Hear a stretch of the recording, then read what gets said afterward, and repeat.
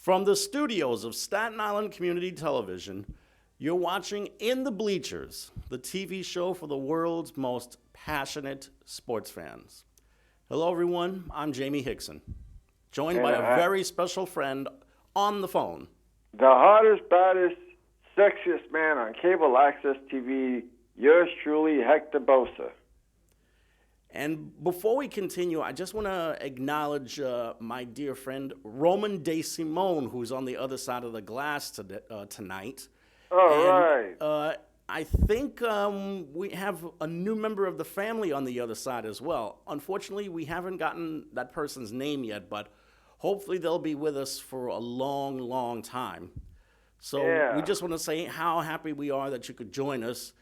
And as always, you can get us on Facebook, Twitter, and YouTube. And you can also contact us through Instagram and Snapchat. And also, we want to say this is the first Monday of summer. Yay! Yep, summer began this past Friday. And what were we blessed with over the weekend but beautiful sunny blue skies the entire weekend. It was so awesome. And you know what I did on Saturday? What happened? I actually went for the first time on Staten Island, the carousel. Oh, okay. On Richmond Avenue. They had, New York One was there. Nice. And they were promoting, they were giving away, I forgot the name of the sponsor, but they were giving away a ring. I see. For $1,500. But they had to go. They were couples, and they had to do an obstacle course. And New York One was there. It was great. It was a great event, and I'm glad I went with Rosanna because she had to do a project there. But it was fun seeing New York One being there. Speaking of Rosanna. We should acknowledge that our mutual best friend, Rosanna Robertson, graduated college recently with an associate's degree. Yes, and she actually had how is it, cum?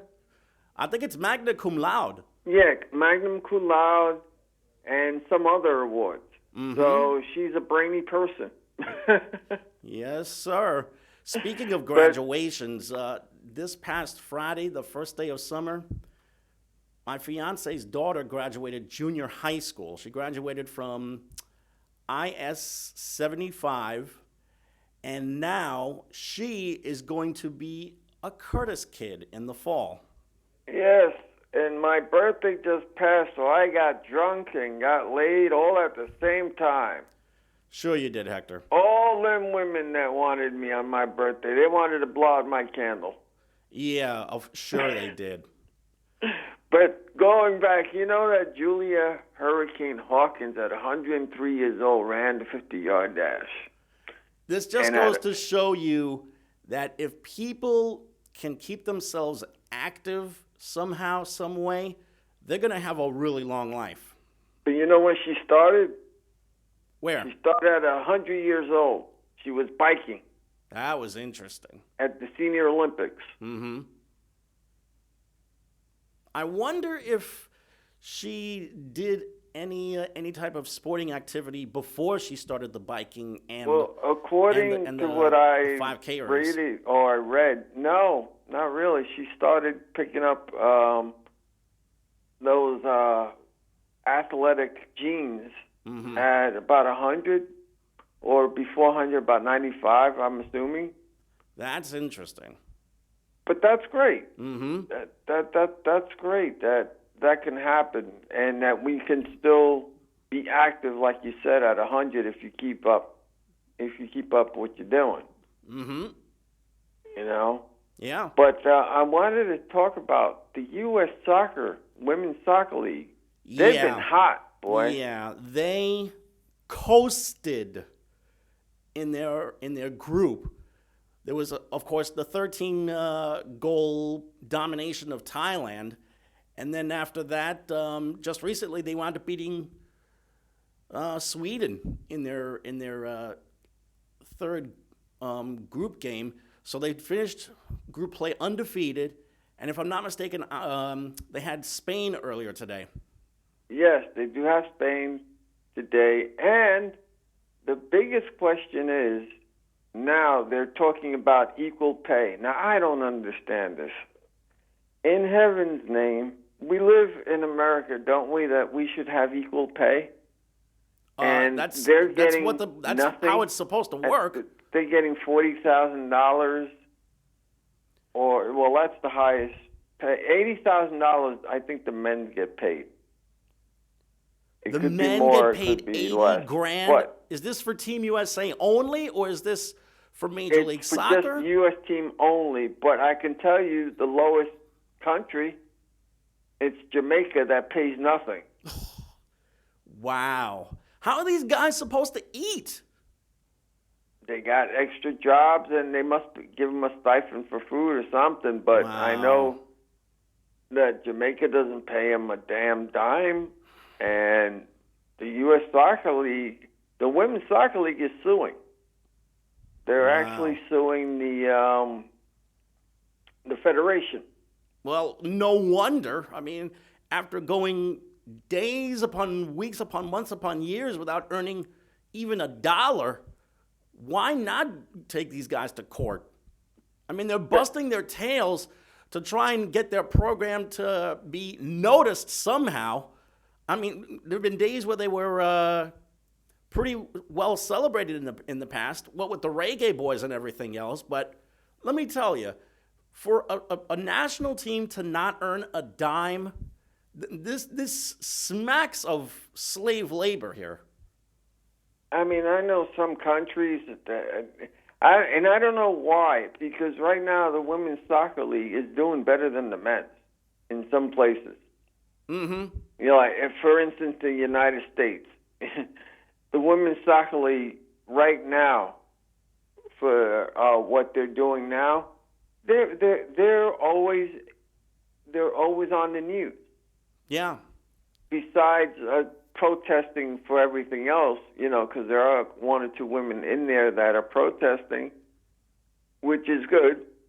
You know, they have the right to do that. But for the inequality of people that Kaepernick was starting and so on, so there's one. Mm-hmm. But I just find it very ridiculous that, you know, right now, these leagues, they're actually doing very well, and they're not getting the pay. And it just boggles my mind how come they're not up in salary. I'm assuming it's because they don't have, some places don't have the money. But in the United got States, the money. They're just hiding it somewhere. I don't get it. I forgot who the highest paid was, but I know that Jamaica was the lowest, as you can tell by none. Even if you look it up, I'm telling you, it's a really tough statistic to swallow, you know, because here they are.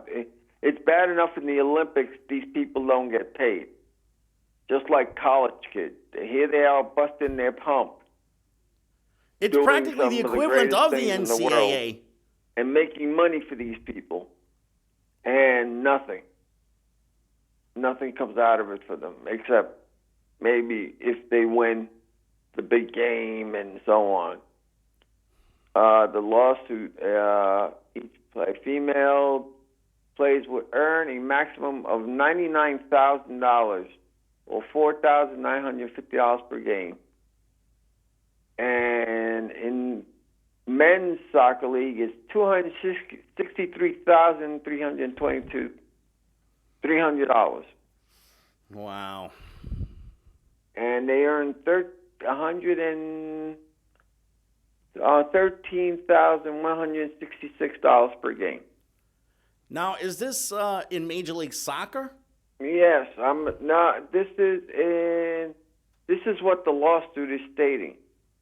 Their lawsuit that if each team played and won 20 exhibition games in a year, female players would earn a maximum of $99,000. And per game, it would be $4,950. Now, this is for the women. Now, this is what they're, I'm assuming, trying to get. But And this is for the national team. yeah, but it's ridiculous. I'm telling you, if you read the article or punch it up, you'll see. But it's ridiculous, and some of our presidential Democratic candidates are trying to do something about it. But who knows? Well, let's see if they follow through on their word, first of all. Second of all, I hope they win. yeah, I hope they win too. You And know, second but, of all, 'cause you know, they're athletes. They're athletes. You know, and athletes who've put they're in making so big much waves time. on TV. They're actually making big waves on TV, and that's not right. But going back, hockey. Mm-hmm. Did the Rangers do the right thing? Did the Islanders do the right thing? And did the Devils do the right thing? And did the majority of the league do the right thing? You mean as far as the NHL draft is concerned? Yes. Well, as far as the Devils are concerned, it was a no-brainer for them to take Jack Hughes. Probably the next great American player that's going to be making his way to the NHL. You put him in there with Nico Hischier, who the Devils drafted last summer, they're going to be extremely dangerous coming up. And it's a little disappointing that they wound up flopping the way they did this past season. But let me tell you, the two kids that they have now, and also some of the other young players that they have, like Taylor Hall, that's a trio that could really give the Devils a lot of chances to do something really, really big next season. As far as the Rangers are concerned, drafting Capo Caco was a no-brainer in itself. I mean, this is a kid who not only scored goals in bunches, but he was an outstanding athlete. I mean, he's got quickness on the ice. Of course, granted, a lot of the things that he did were with the junior national team and with the under-18 team when he played for Finland. But you give him a little bit of time, he'll probably be a dynamite goal scorer for them. As far as... What's that? Sorry, but unfortunately you broke up on me. You're going to have to repeat that again. Uh-oh. Hector, are you on your cell phone or are you on your... Unfortunately, we have a little problem with the line now. It looks like the line's cutting in and out. I'll call back. All right, well... Actually, hold on, Hector. You still there? Yeah. Okay, now you sound better. I said that he's about 18 years old. Yeah, he's only 18 years old, and he's only 18 years old. So, and he's a big dude. Yeah, he's a big dude. Mm-hmm. And how do you see? And the Islanders, how did they do? The Islanders, they turned a few heads with the draft pick that they made, getting the Swedish kid Simon Holmstrom. His issue was that he had quite a few injuries, including a hip injury that required surgery. But fortunately, he's going to have a little time to recover, and it's going to be interesting to see what the Islanders do with him, whether they send him back to his Swedish club or if they're going to bring him to the main roster immediately. Holmstrom is someone who could get goals by himself. But again, the question is he going to stay healthy? What do you think? He has a chance to be a really, really interesting player for them. And it also helps that he's a big fan of the former Rookie of the Year, Matthew Barzal. So if you put him on the same line with Barzal, maybe the Islanders will be able to double what they did this past season when they made it to the Eastern Conference semifinals. So how do you think each team did? The Devils did very well for themselves. Number one, getting Jack Hughes. And so did the Rangers, getting Capo Caco. And now, with the Islanders getting Holmstrom, it's just a matter of whether he can keep his health. If he can keep his health in order, then the Islanders will have a really premier player on their hands in the next few years. Did they pick any other person besides them? They did, and we're going to see if I'm going to see if I can get all of the players that the Islanders wound up picking. Oh, and Let's today see is here. Messi's birthday. He's 32 years old. Whose birthday? Messi, from soccer. Oh, Lionel Messi. Yeah. Okay. Today's his birthday. Mm-hmm.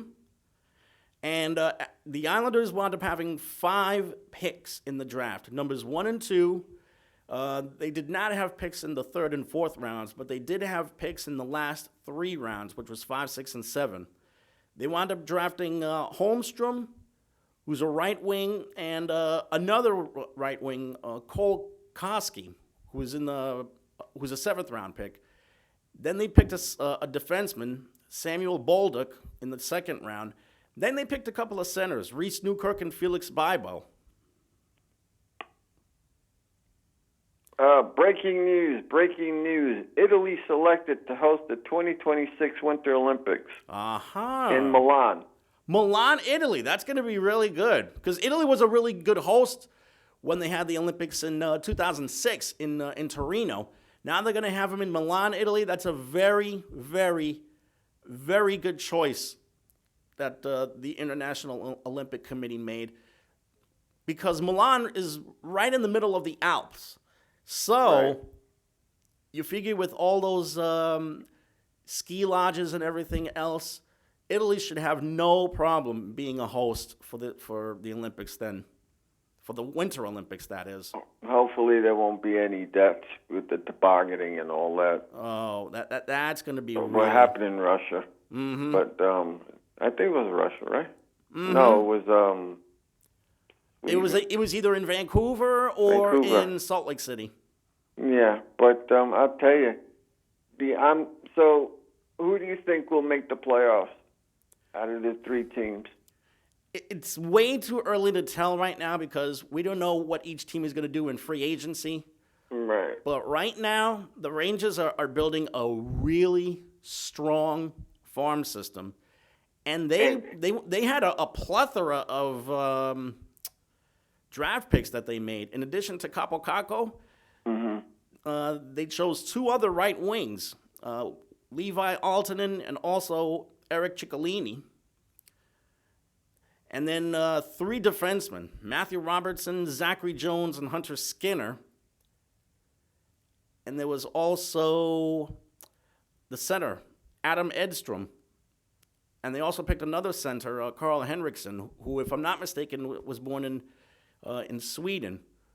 So the Rangers had a very, very busy draft that night. As for the Devils, in addition to Hughes, they had a grand total of 11 picks. Wow. They had their first rounder, which was Hughes. They had a second rounder, Nikita Okoitiuk, who's a defenseman. Then they had a trio of third-round picks, Danil Maziel, Graham Clark, and Michael Vukosevic. And then there was a duo of fourth-round picks that they had. There was Tice Thompson, who's a right wing, and Casey McCarthy, who's a defenseman. And then they had a duo of number 5 picks, Cole Brady, who's a goalie, and they will be needing some goaltending down the road, and also a right wing, Arseny Gutsiuk. And then there was their 6th-round pick, Patrick Moynihan, and their 7th-round pick, Nikola Pasic. Patrick Moynihan is a really interesting pick. He's a kid who is supposed to be going to Providence College in the fall. So it could be that maybe they invite him to camp, or maybe he'll attend Providence in the fall and be there for a year or two. Although the Devils are still going to keep his rights. So the Devils had an extremely busy offseason for them. 11 draft picks. And the best part was they had at least 1 pick in each round. So they're really loading themselves up for a very, very bright future. And the best part about the Devils is they wound up getting PK Subban from the Predators in what was basically a steal. So now if you put Subban in there with Jack Hughes and Nico Hischier, something tells me you're going to have a playoff team on your hands. And we're really hoping so because the Devils have such a nice core going with them. And this is not to mention Taylor Hall, who was last year's most valuable player. The Devils are going to have a really, really dangerous team on their hands. The management there has done a really nice job loading up on number one picks and also making really smart trades as well. Getting PK Subban was a total steal. Question, how many picks did the Rangers have again? For the record, the Rangers wound up having not 8 number one picks, but 8 draft picks overall. They had a 1, a pair of deuces, a tray, and then 1 each in the last 4 rounds, 4, 5, 6, and 7. And the Islanders? The Islanders, they wound up having, I think, 5 picks overall. They had a 1, a 2, a 5, a 6, and a 7.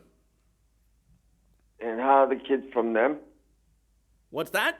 How are the kids from them, from the Islanders? They okay, too? Simon Holmstrom himself, if he could play a full season healthy, he'll be able to be a really good player for them. The other guys, it's looking more and more like they might be either going back to their junior squad or they might be invited to camp. Overall, the Islanders had a really decent camp for themselves. A really decent draft, I should say. In an average, let's say the Devils, because they had the highest, how many of those kids normally make the team? On average, 2 maybe 3 coming out of the draft. And there's also the matter of whatever the draft free agency pickups they wind up making, because these guys have to make the team too.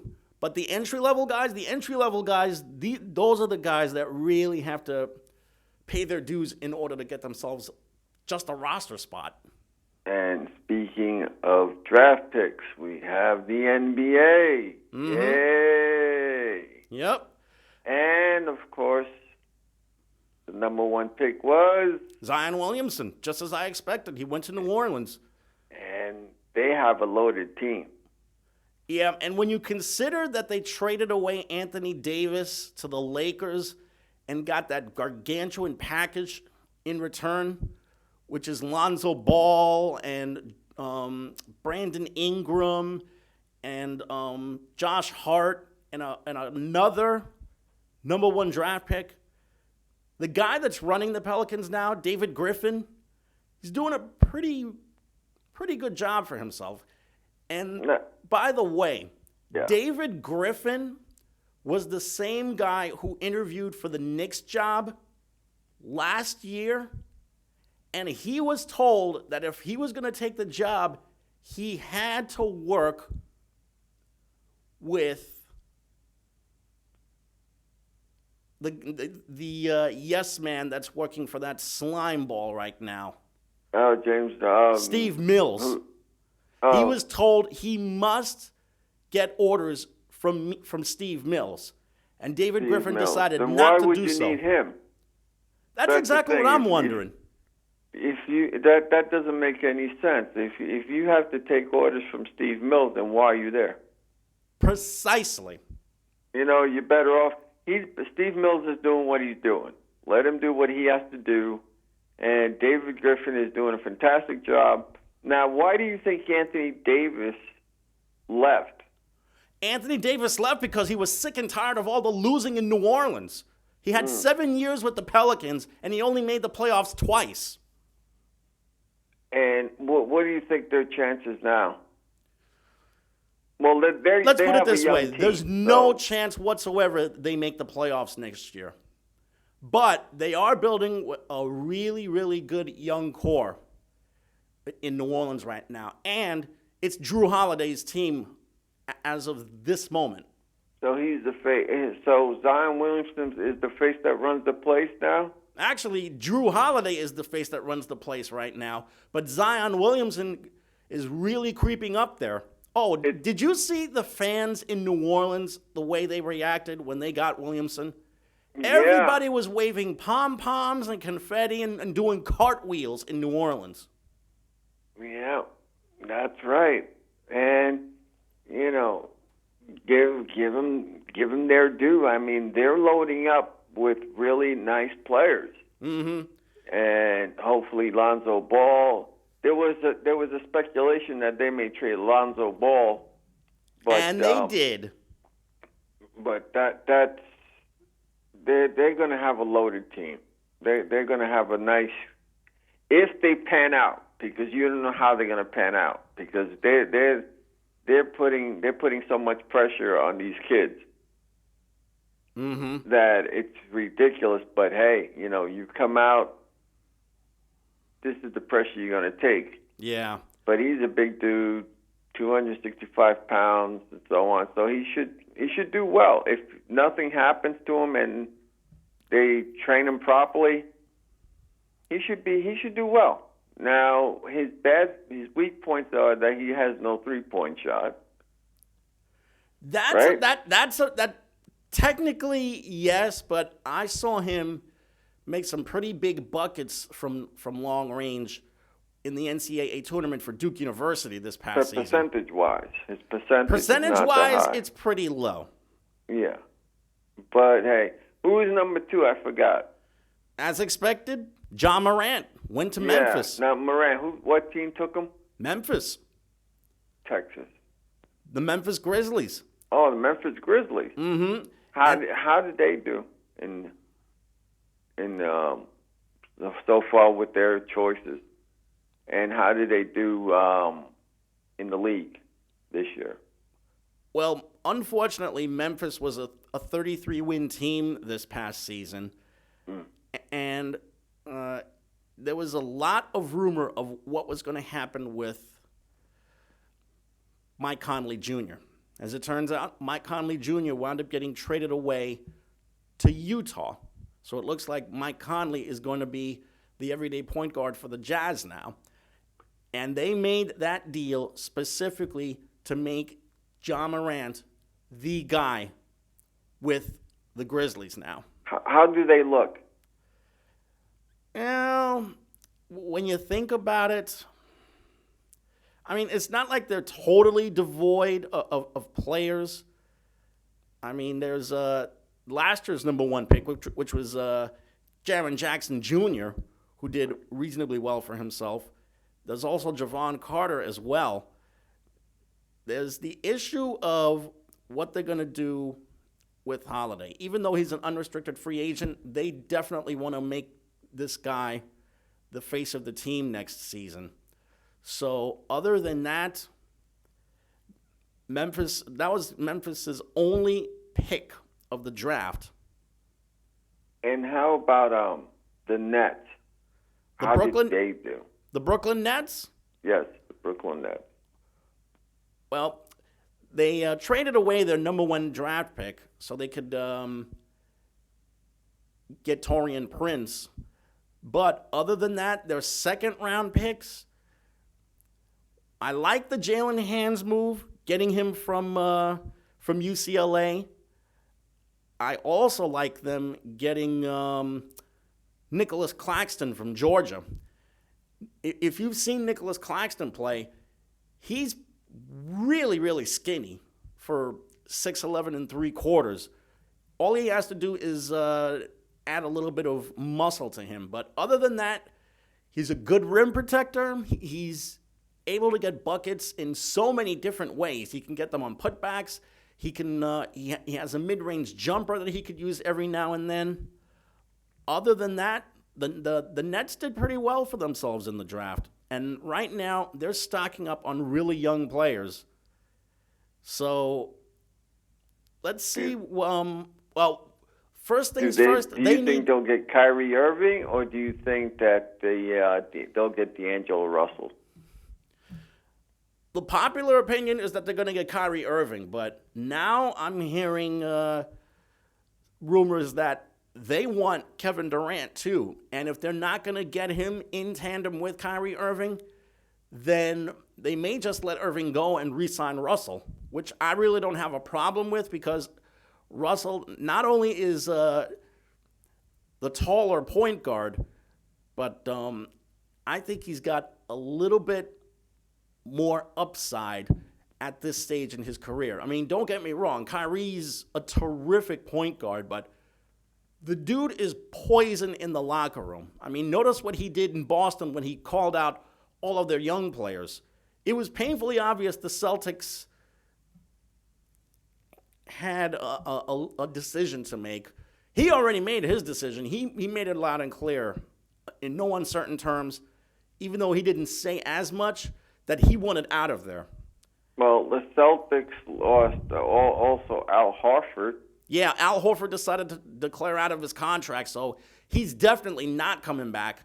So if those two guys leave, that's really going to weaken whatever veteran leadership that they had, which is saying a lot considering that Kyrie had questionable leadership qualities in his 2 years there. Can Kyrie take you to the next level by himself if they don't sign a big name? That's the thing. Because he's also spotted to go to the Knicks and also go to the Lakers. He's been spotted going everywhere. The Knicks, the Nets, the Lakers, the Clippers. That's the main teams that so far. The Lakers, because he said he opened up his mouth, he said he may want to go to Lakers. Then he said he wanted to go with the Knicks. Then they're spotting him in 3 to 4 different, even the Clippers. The Clippers' name has been mentioned in so many scenarios. Just for once, I would like to see this guy make up his mind on what he wants to do. Well, June 30th to July 1st, we're going to find out for sure. Let's certainly hope so. And so far, now, do you think that the Lakers made the move to win now? Obviously. They wouldn't have made this Davis trade for nothing. Now, and I don't think they're done wheeling and dealing either. Why would you want to go? Well, why would you want to go to a team that you've lost a lot of your bench and good players, and then you can get a max player, so that's one good thing. So they'll probably try to get a super team. Mm-hmm. But then you have your mid-level exceptions. So I'm wondering, with the star power that they have, who are they going to get? Who's going to want to play with them, considering how the Lakers are in disarray? Who are they going to play with? Well, yeah. Who's going to want to sign with the Lakers, considering LeBron is getting a bad reputation in some aspects? Because he's another guy that he's the face now. He's the face of that team. And he can fire you or hire you. Yeah. He's like another coach, too. He's another GM. Oh, I don't want him. He can say who he wants and so on. Mm-hmm. So is Jenny Buss doing the right thing now? Well, she certainly did the right thing getting Anthony Davis. That's one thing. It's just a matter of who he and LeBron are going to be surrounded with, because there's a ton of free agents that the Lakers have to worry about. All of them except for maybe 2 are unrestricted free agents. Mm-hmm. So it's up to these guys to decide what they want to do right now. And then our fabulous New York Knicks picking the right person for a change. Not some thunderhead that they normally pick. Well, in naturally, previous ones, this was... They're supposed to pick one person, and they could have had a lot of players, but then they decided to use the Knicks brain trust, decided to go with someone else. Mm-hmm. Well, this time they picked the right player. Now, is he going to be the savior? No. He's not going to be a savior. But just like Zion Williamson, he's not supposed to be a savior. Because remember, he was supposed to be ranked number 1 before Zion Williamson came on the scene. He was ranked number 1. That's right. Now, he even said himself in the press conference, I'm 18 years old. They're still the youngest team in the league. And that was a good pick, though. Give the devil its due. That was a fantastic pick. Oh, now, yeah, it was a good pick. I mean, it wasn't great. Not like what the Pelicans and the Grizzlies did, but it was a good, solid pick. Jamie, the top 3 picks are supposed to be the fantastic picks, and they're ranking them up there. Just because they were drafted in the top 3 does not mean it's a sure thing they're going to turn out to be great. Zion, no, I'm not talking about. Hey, Zion Williamson doesn't seem. He could fall down. He could break his leg. That doesn't mean he's. Just he could hurt his knee again, like he did in the playoffs. Number 1 to 10. Because they even did a stat on this. Just because you pick number 1 through 10, those are supposed to be the top players of their division and so on. Right now, just because they're drafted 1 to 10 does not mean that they're going to turn out to be great picks. Just because Zion Williamson is supposed to be the best, that's going to be plastered all over the league. That doesn't mean he's going to be the greatest player of all time. He is no savior for that New Orleans franchise. I will tell you that right now. And not by himself. They're making him out to be. And that's the thing. Even he said it too. He says, I'm such and such age. I'm getting a lot of pressure. And he's right. And they were both right. Why are you going to put so much pressure on these kids, even though the media is the one that's putting the pressure on these kids, because he was ranked number 1. And technically, if you're ranked, like I said, R.J. Barrett, if it wasn't Zion Williamson, was supposed to be ranked number 1. Now, you're right. They can go fantastic, or they can be a bust. But right now, you're hoping that he'll be a fantastic player. And with the team that the Knicks have, he should fit in. And the other guy that they picked, they went from 55 to 47. What do you think of that pick? If you're talking about the European kid that they acquired for Kyle Guy? No. Believe it or not, they traded him. Yeah, I was about to say the European kid that they acquired in exchange for the draft rights to Kyle Guy. Right. They took Iggy. His nickname is Iggy. Yeah, I know. I know who you're talking about. Now, what do you think of him? Oh, if they needed somebody to help them with that feeble offensive lineup that they had last year, then they did they did the right thing, because that kid can get a lot of buckets by the boatload. But at the same time, Canadian player too. Mm-hmm. So and R.J. Barrett knows him, and they make such a big deal that he can speak a different language. And I'm going, congratulations, you're from Canada. See, this is exactly why. This is exactly why I don't make too much out of these second-round picks. I will say this much, though: the kid that they did take, he wound up being acquired from Sacramento.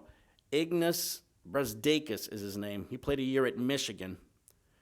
Another Lithuanian kid. Mm-hmm. We haven't had too much luck with Lithuanians. Lithuanian-Canadian. Yeah. Well, exactly. Yeah, we've had good luck with Canadians. I mean, he's got good height and length. Yeah. 6'7" and a quarter. That's wearing sneakers, and a 6'9" and a quarter wingspan, and he's gained a little bit of weight. But again, if they wanted somebody who could score buckets by the boatload. They did just that because that's exactly what he did with Michigan. 14.8 points, 5.4 rebounds a game. Also signed Mm-hmm. a couple other kids. Yep, and he also wound up. He also has a really good work ethic. He's very, very diligent, both in practice and in the game. Who also did the Knicks sign?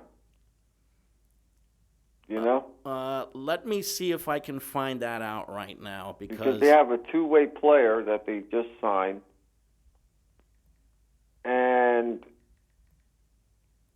I like the fact that Barrett and Williamson and Morant, they practically said the same thing. I'm 18 years old.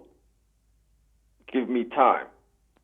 That's exactly what I'm saying. Give that kid some time, please. Give me time. But a lot of them do make an impact in some shape or form. And sometimes you have to wait. Like I said, it's funny. The Knicks are still one of the youngest teams in the league. Mm-hmm. Now, do I see them going to the playoffs? It's a long shot, but who knows? You don't know. Yeah. You don't know how the league is going to be run and who's going to do what and who's going to get injured. But let's see here. You know, when R.J. Barrett was called out, there was an eruption. This was the pick that the Knicks was supposed to pick. Yeah. It is good. The guy's good. You got to give. He was a fantastic player in Duke, just like Zion Williamson. You got to give the devil his due. Yeah. They picked a good kid. Although you have to be a little careful with these Duke kids because not a lot of them pan out so great. Probably the only great player to ever come out of Duke University was Grant Hill. And he had a lot of injuries when he was in Orlando, yet somehow he made it to the Hall of Fame. Who was the... And as far as who the Knicks signed after the draft ended, they got a kid from UCLA, Chris Wilkes. I wonder if he's related to Jamal Wilkes, the former UCLA star and Laker player.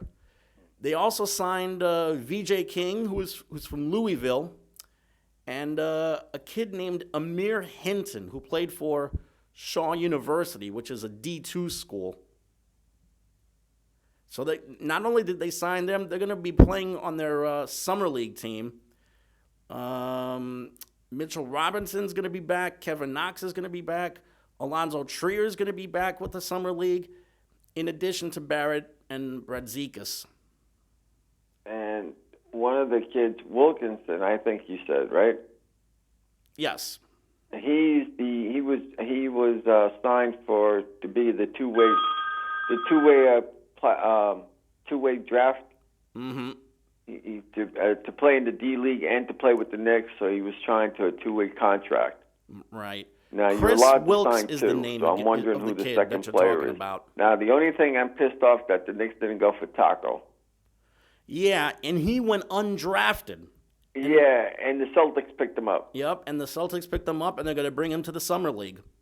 And now they're only allowed to sign. He's only allowed to play for them for 10 games. Mm-hmm. And then they have to make sure. And I'm hoping that the Knicks would have signed him because you really need a big center. Because even if he doesn't do anything, he can block shots for you. Mm-hmm. But the Knicks have signed a lot of guards, I've seen.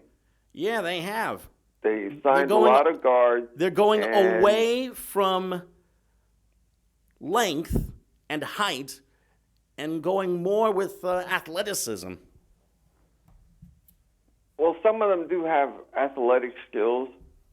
And like you said, they're going for height too, because that's the way the league is. You need to have a big guard. And is Frank Ntilikina going to the summer league too? No word has been made about Ntilikina yet. Right. But this leads me to believe they're going to do all they can to try and trade this kid to fill a position of need. I mean, that's crazy because they could have gotten something for him. And this is also admitting that they goofed when they drafted this kid 2 They years could ago. have gotten some for him, or they're waiting to see what he does. Because remember, his defensive paralysis is fantastic. A lot of teams want him.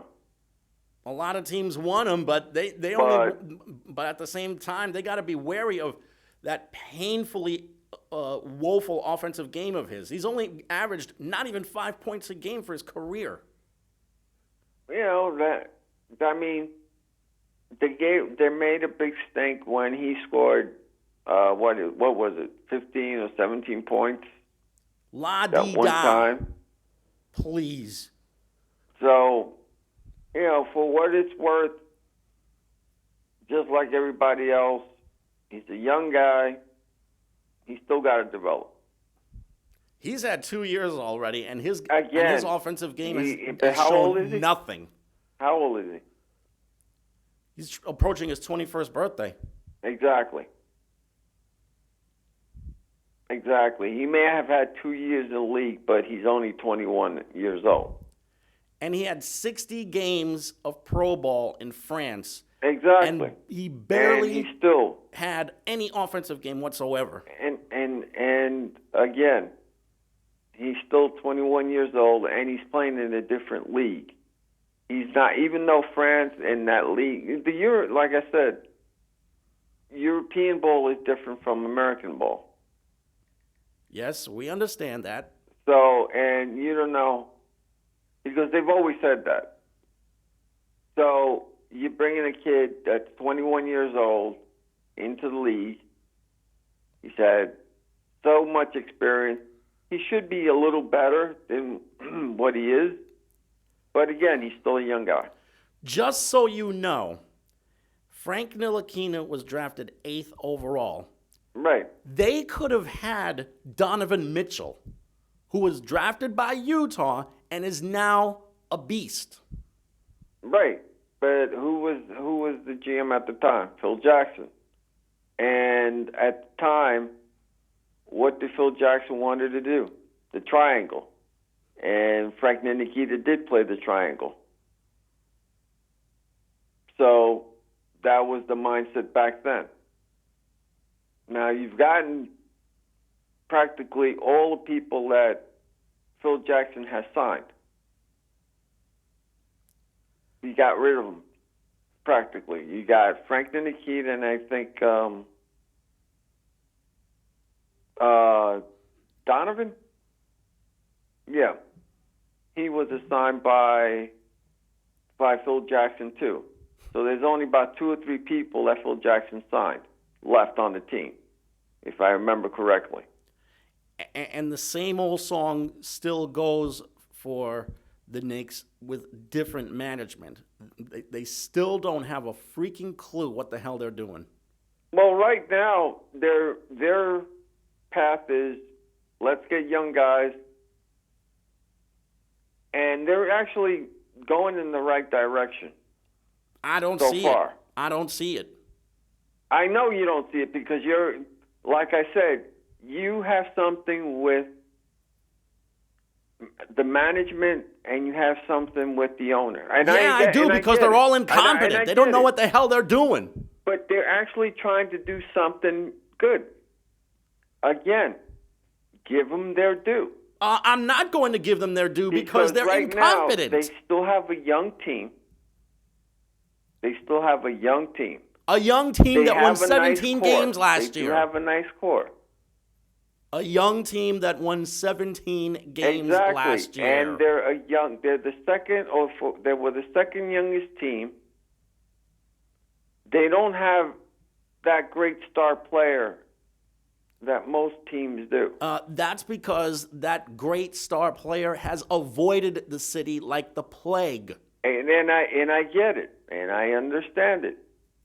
But they're doing it through the draft. Not if they're doing it through the draft, but they're not doing it correctly. And it's not just Frank How are they Ntilikina not either. doing it correctly? It's not just Frank Ntilikina. It's Right. countless No, draft I get selections it. that and they've I get made, it. And I'll past still say, and present. Jamie, and I'll still say the same thing. You are correct in what you're saying. And when was the last time the Knicks had the youngest second league in the team? They really never did. They've been in rebuilding mode, but they were in rebuilding mode to win now. And they When did they rebuilt have? so incorrectly. They had zero clue what they were doing. And all this talk about Kevin Knox and what a great player he was. Kevin Knox averaged barely 10 points a game last year. When they could have had other guys. They could have had other guys to fill that spot at number 9. Right. Or they could have traded down to try and get somebody else. And what happened? Kevin Knox was barely a 10-point-per-game scorer. You can't try and build with 10-point-per-game scorers. Again, I am not disagreeing with you on what happened in the past. What I am disagreeing with you is that when it comes to the Knicks, you have something, this hatred towards them. Because they're incompetent! And I understand that you don't like the owner. Seriously, what part of this do you not understand? Like Wait a minute. The franchise is being run dreadfully. Let me finish. But again, the Knicks are trying something new. You may not even like the manager. You may not even like Steve Mills. I can't stand Steve Mills. Exactly. The guy is nothing more than an incompetent, incoherent yes man who does everything that the boss tells him to. So they didn't, okay, let me ask you this. Which person on the Knicks team can you stand? I can't stand the owner. I can't stand either of those general managers. They're both co-general managers. Okay. One guy doesn't know basketball from a hole in the wall. Okay. The other has not won a single playoff game, not even taken a team to the playoffs, much less won a playoff game in 5 or 10 years. Yeah, but you also stated that they would never go to the playoffs, and this guy, and Mike Whitson took them to the playoffs. And you swore up and down they were never going to make the playoffs. Oh, so please. Mike Woodson is so clueless when it comes to being a head coach. He's lucky he's got the job that he does right now. Even though they didn't make it to the second round, but they did make it to the playoffs. And you swore up and down they were never going to make it to the playoffs. And what happened when they were in the playoffs? His boneheaded coaching maneuvers cost them. What other players, besides the owner and management, which other players, which players do you despise too? How about Frank Ntilikina, who has no offensive game whatsoever? How about Kevin Knox, who all he could bring was 10 points a game as a rookie? Who else do you despise? As a top 10 draft pick? This is what they invested their future in? Who else do you despise? Seriously? Who else do you despise? What about Lance Thomas, a guy who's done nothing for almost a decade after he came out of Duke? Who else do you despise?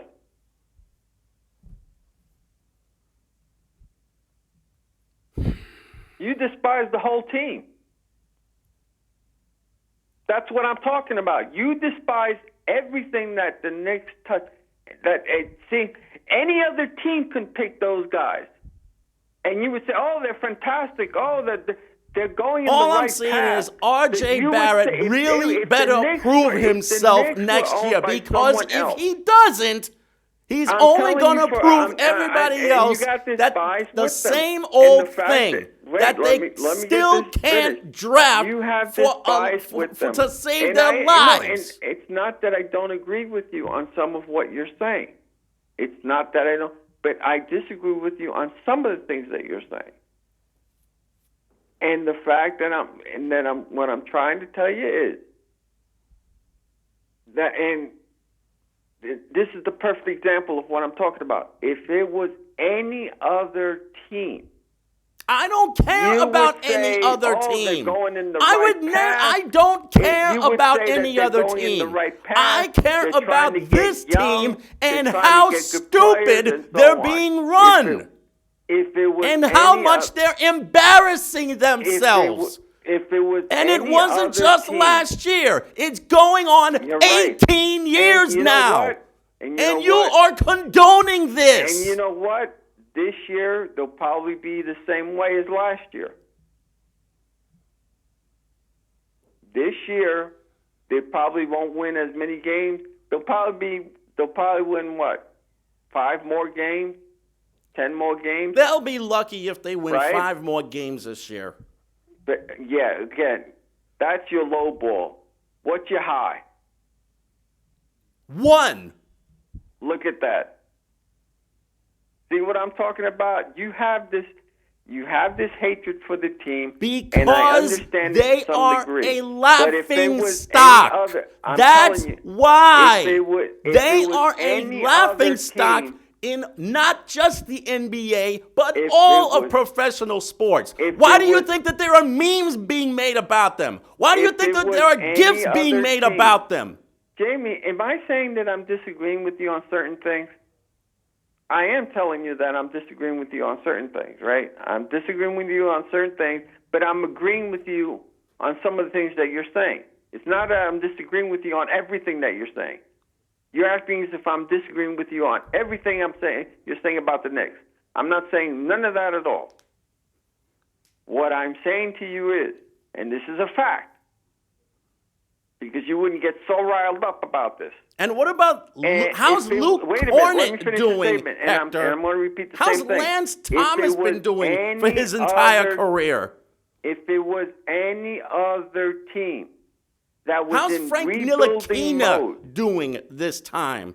If it was any other team that was in rebuilding mode, that they didn't get so much press and so on, you would not be talking so loudly and so that way like this. Because those guys know what the hell they're doing. That the Knicks are doing it the right way.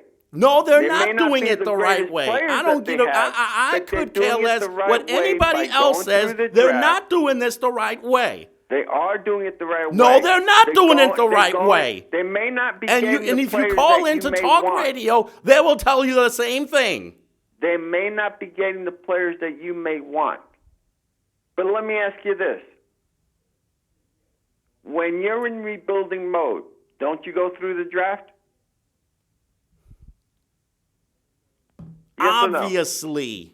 Do you go through, when you're trying to build your team, don't you try to go through your draft? Obviously. Okay, so if that's the case, and major players don't want to play for the Knicks, which is, I understand that because of what's happened to them. Stupid Dolan barring, taking out this guy from the Daily News because he's given them bad press. And they've written that they should the league should step in because they should not be doing that. They're taking this man's job away. This is James Dolan. This is where I agree with you. This man the league should step in and start doing something about him. But they are doing it the right way by going through the draft. They may not be getting the players that you may want. And they've screwed up in the past. Lord knows. I'll agree with you on that. And I'm agreeing with you on Dolan. He's an idiot. They should bar him from everything. But they are doing it the right way by going through the draft. They are the second youngest team or the first youngest team in the league. What more do you want? We got 20 seconds. The second to first youngest team we in the got league. 15 seconds. We have to go. They're not going to win every game. We have to go, Hector. We got 10 seconds. Any major players. Hell, even if they get Kevin Durant, which is a possibility, what good is for them to do, for him to be on the team? You don't know what you're getting with him. Do they have a shot at getting him? Yes. You say no.